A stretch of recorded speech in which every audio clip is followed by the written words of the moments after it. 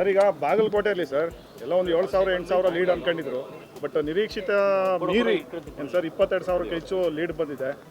Sir ಮತದಾರರ ಒಂದು ಎಲ್ಲ ನಿಮ್ಮ ಕೈ ಹಿಡಿದಿದ್ದಾರೆ ಅಂತ.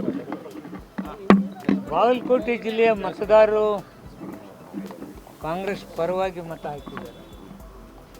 ಕಾರಣ ಏನಂದರೆ ಸಿದ್ದರಾಮಯ್ಯ ನೇತೃತ್ವದ ಸರ್ಕಾರದಲ್ಲಿ ಮಾಡ್ತಕ್ಕಂಥ ಗ್ಯಾರಂಟಿ ಯೋಜನೆಗಳು, ಅದರ ಜೊತೆಗೆ ಬಾಗಲಕೋಟೆ ಮೇಲೆ ಇರ್ತಕ್ಕಂಥ ಪ್ರೀತಿ.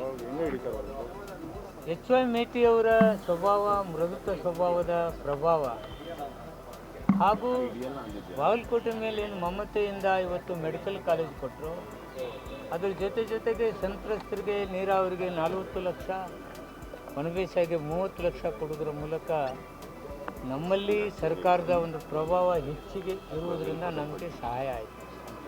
ಇನ್ನೊಂದು ಕಡೆ ನಮ್ಮ DCM ಅವರು ಒಳ್ಳೆಯ ಕ್ಯಾಂಡಿಡೇಟು ವಸಂತಕುಮಾರ್ ಅವ್ರಿಗೆ ಇನ್ಚಾರ್ಜ್ ಕೊಟ್ಟಿದ್ದರು, ರಾಯಚೂರು MLC ಅವ್ರಿಗೆ.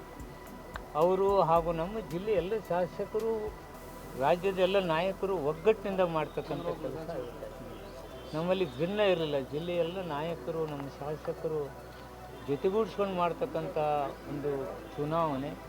ಅದರ ಜೊತೆಗೆ ಕೆಲವು ಸಚಿವರು ಬಂದು ಅಲ್ಲಿ ಕೆಲಸ ಮಾಡ್ತಕ್ಕಂಥದ್ದು, ಸತೀಶ್ ಜಾರಕಿಹೊಳಿ ಬಂದು ಮಾಡ್ತಕ್ಕಂಥ ಕೆಲಸ.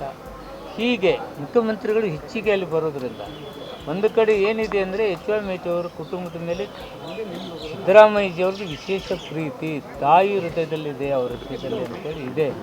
ಹೀಗೆ ಒಟ್ಟಾರೆ ವಿಷಯಗಳು ನಾವು ಮಾಡ್ತಕ್ಕಂಥ ಅಲ್ಲಿ ಇಂಡಿಪೆಂಡೆಂಟ್ ಇತ್ತಂಥ ಮೈನಾರಿಟಿಗಳನ್ನು ತೆಗೆಸ್ತಕ್ಕಂಥದ್ದು, ಹೀಗೆ ಹಲವಾರು ವಿಚಾರಗಳನ್ನು ಮುಂದಿಟ್ಕೊಂಡು ನಾವು ಜನತೆ ಮುಂದೆ ಹೋಗಿದ್ದು ನಮಗೆ ಚುನಾವಣೆ ಗೆಲುವಾಯಿತು.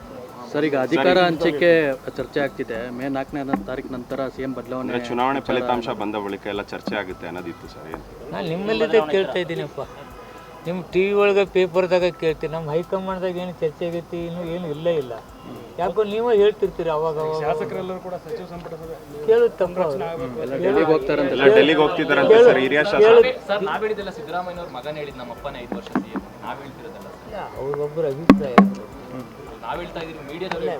ಒಂದ್ ಕಡೆ DK ಶಿವಕುಮಾರ್ ಅವ್ರು ಮುಖ್ಯಮಂತ್ರಿ ಆಗ್ತಾರೆ ಅಂತ ಹೇಳ್ತಾರೆ, ಇನ್ನೊಂದ್ ಕಡೆ ಸಿದ್ದರಾಮಯ್ಯ ಅವ್ರು. ನಾನು ಹೇಳುದು ನನ್ನ ಅಭಿಪ್ರಾಯ, ಯತೇಂದ್ರ ಹೇಳೋರು ಅವ್ರ ಅಭಿಪ್ರಾಯ. ಹೈಕಮಾಂಡ್ ಚರ್ಚೆ ಮಾಡಿಲ್ಲ. ನೀವೇ ಹೇಳ್ತೀರಿ ಡೆಲ್ಲಿಗೆ ಹೋದ್ರು, ಮಂಗಳೂರಿಗೆ ಹೋದ್ರು, ಬೆಂಗಳೂರಿಗೆ ಬಂದ್ರು ಅಂತೇಳಿ ಹಂಗೆ